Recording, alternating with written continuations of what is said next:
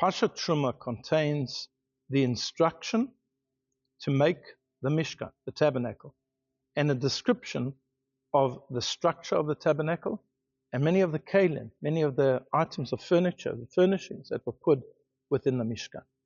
And one of these was the menorah, Menorah Tazav, the beautiful golden menorah, candelabra, with the 3 branches on the one side, 3 branches on the other side, and a central stem giving a total of 7 lanterns.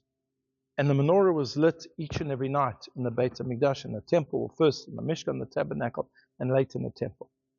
And over and above the fact that it was very beautiful and made entirely out of gold, it also had certain decorative items on it. It had prachim, flowers that were embossed, and it had kaftorim, these knobs or these orbs, and it had giviim.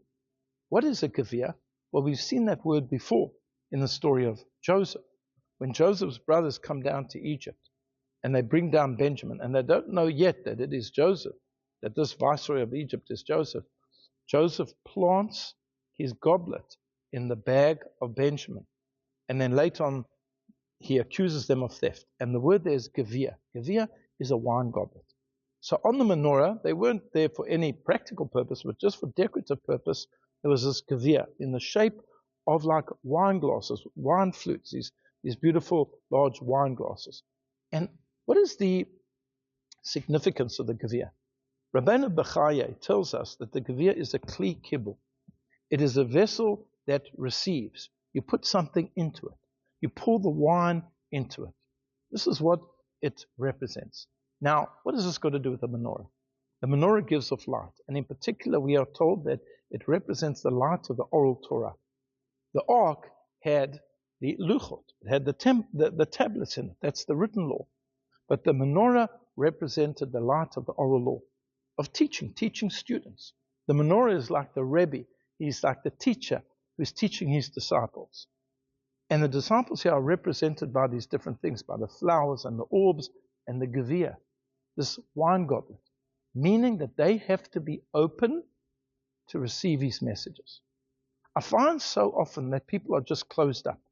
They've already made up their minds about something. They're not prepared to listen. They come into shul, they've got a particular philosophy of life. They may not be anti-Judaism or anti-learning or anti-Torah. They've just decided, I live my life in a particular way. But when people open up their hearts and open up their ears to learning, this is when things change. And you can have a complete turnaround, a complete shift, that somebody who is just completely disinterested suddenly changes. Why? Because they've turned themselves into a kli kibul. They've turned themselves into an instrument, into a vessel that is open to receive. And this is what these decorative goblets are about in the menorah. The menorah gives off the light, but somebody has to be ready to receive the light of the Torah. That's what we have to do. That's what we have to make ourselves into utensils that are ready to receive the light of Torah. I wish you a Shabbat Shalom.